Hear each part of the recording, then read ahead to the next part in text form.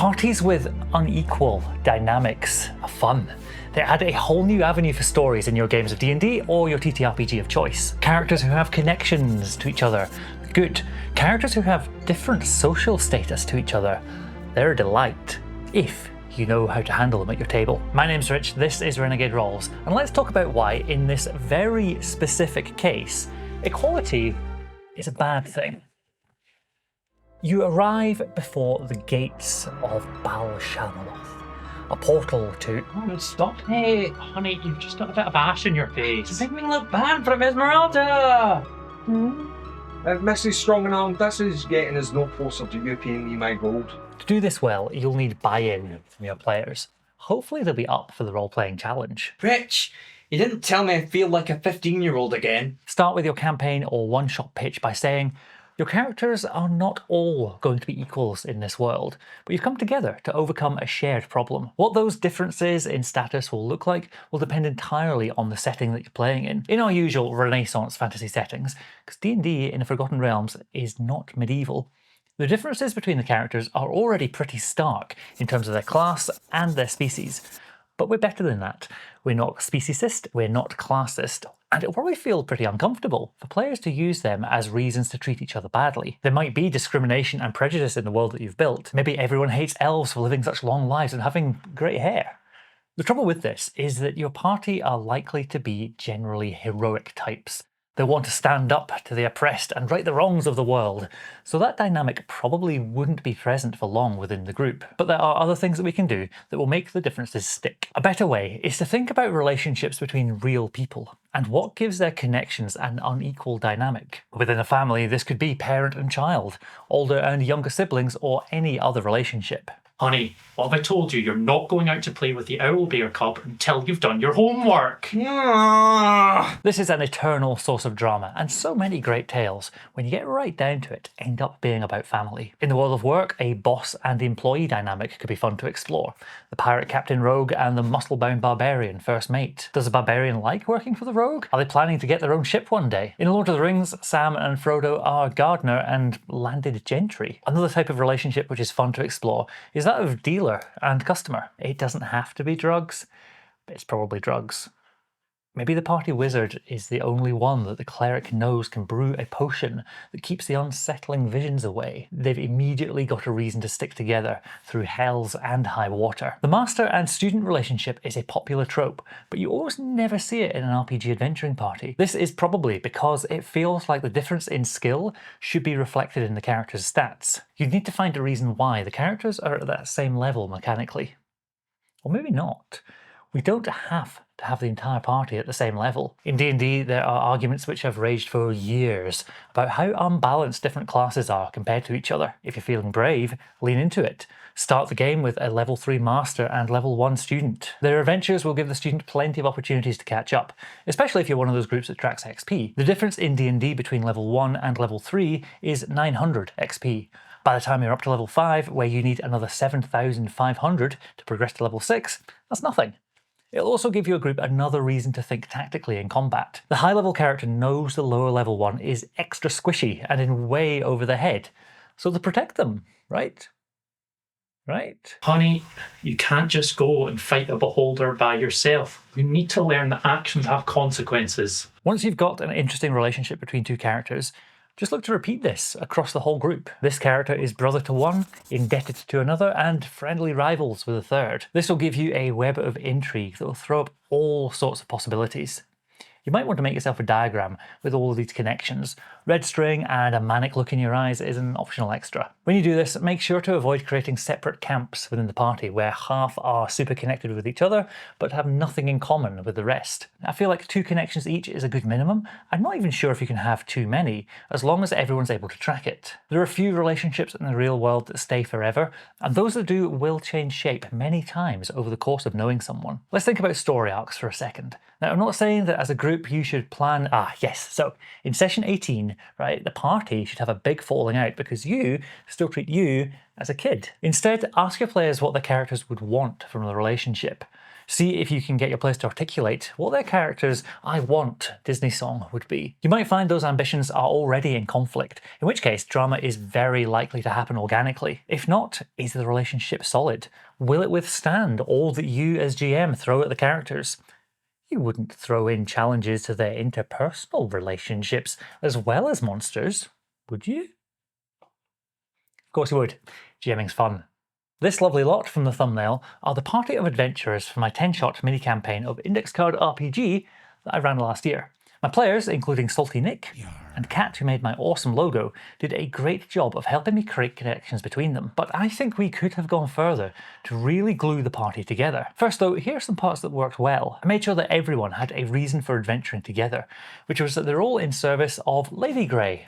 Yes, named after the tea. Each character had a reason for working for her, whether that was to protect her honour or just for the coin that she was able to pay. Two of my players, Zane and Laura, decided that they wanted to be shadows and came up with the master apprentice connection. Over the course of the game, Zane's character and Kat's character developed a friendly rivalry, keeping score of how many enemies they defeated. Both of these led naturally to some beautiful roleplay moments that needed hardly any work from me as GM. Where I feel I missed a trick was in not making connections for the other player characters. Having everyone work for Lady Grey was a good way to bind the whole group, but I should have looked into ways of making the other links stronger, so that instead of looking like this, we could have had something looking like this. Also, it looks like a cool pentagram. In the end, not all characters felt as central to the story that we were telling, despite being super useful in combat and having a lot of utility. This might not matter so much if your group is more of the completionist variety, but damn it, I like role-playing. Making sure that characters all have hooks with each other, if not immediately,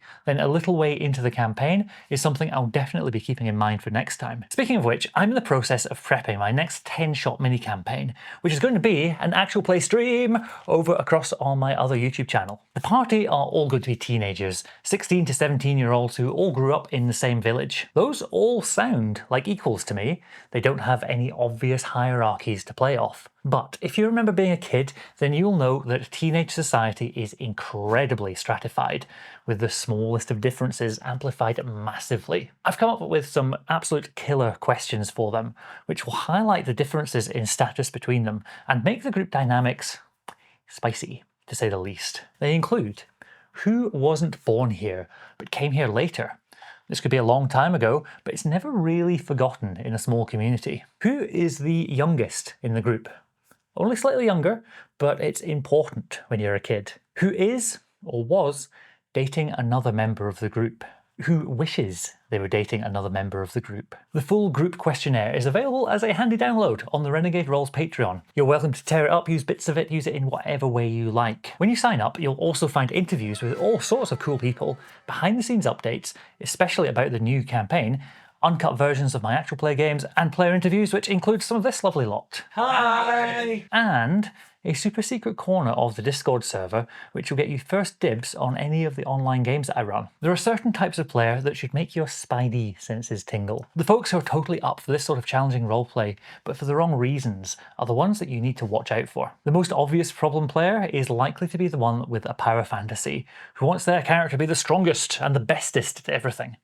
They'll jump at the chance to be a high status character within the group. This can be great if they keep the ego in character and they're a supportive player, but often they can be problematic. In life and around the gaming table, anyone who says, "I'm in charge," probably shouldn't be. If they don't keep their ambitions in check, it's going to make things much more challenging for you to keep everyone together. Protagonist syndrome is real, and for the rest of the group, no one wants their lovingly crafted character to be reduced to a support act. The next one's kind of the opposite. It's the player who really wants to be the servant or another low status character within the group. Players who are new to role-playing and not yet confident might opt for a character who can be a bit passive and not have to make decisions. There are also more experienced players who are happy to sit back and be entertained and let others do the work at the table. There is room for a bit of this, and they're a lot less disruptive, but keep an eye out for this sort of player and look for ways of giving them interesting challenges that none of the other characters could solve for them. There's always a risk when you're role-playing of the roles of the characters spilling over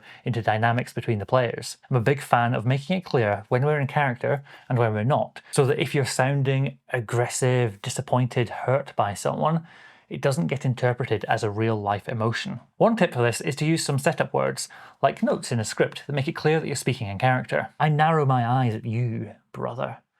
and I say, you're just a bit crap. Slower, stupider, softer than me in every way. It's no wonder you've got no friends. It can be shocking and a bit jarring for someone to look at you in the eye and say something like that. Giving just those few words of a heads up can make all the difference. If you're playing with a group that you know and love, and can be sure that you separate the characters from real life, then great. But this issue and any of these problematic behaviours can be solved, or at least reduced, if you talk with your players.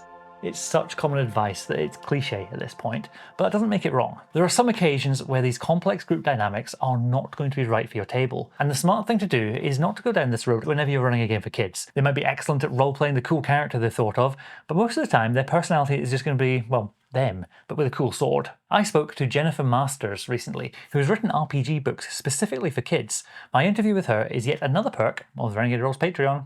So you've got enthusiastic players who all seem to have a healthy attitude to this sort of roleplay. You've helped them create a party full of connections. They've got different social status within the group and maybe the outside world. They've got relationships that aren't static and are likely to develop as your campaign grows. They might even have differences in level if you're feeling brave. But you might look upon your works, you mighty GM, and despair. This group are going to be at each other's throats if you're not careful. Luckily, this video here will show you how to create, how to roleplay, and how to GM difficult characters, the edgy rogue and the loner ranger. These characters that are tricky, they're flawed, and a challenge to bring into the fold with the rest of the group are a lot of fun, if you get this right. I'll see you next time.